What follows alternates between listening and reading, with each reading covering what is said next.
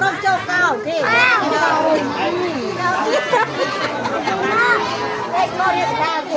con trơn con là anh trong tục mà mai cái bao tôm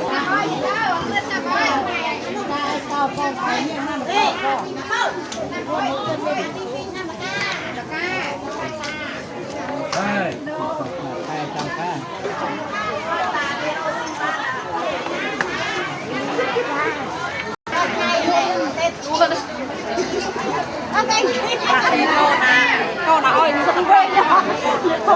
quên con làm con mình mất chết